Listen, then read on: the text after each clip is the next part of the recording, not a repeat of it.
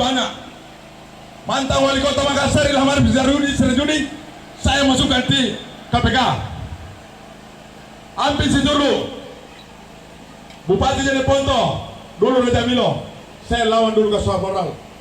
Saya punya nama Sari Setiawan, dipanggil kawan Capi dan tidak pernah gentar malu. Saya ditangkap, tahu saya kamu yang ditangkap, saya ditangkap.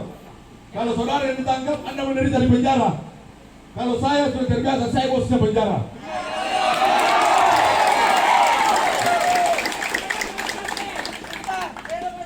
Jadi ketika ada bentrok, maka kita lakukan sweeping di Makassar, sweeping KTP. Pasti ada keluarga di Makassar. Saya lakukan sweeping KTP ketika bentrok. Ya, karena kami tidak punya kepentingan politik di sini. Tidak ada. Mau makan, mau siapa sore duka saya ditemui. Saya ditelepon sama Raymond.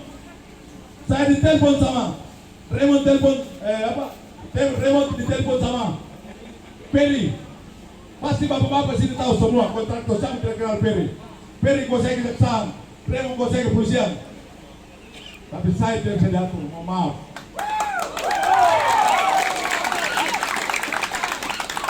Saya ditelepon dari anggota tim, saya mohon maaf. Bahkan ada tim saya lari.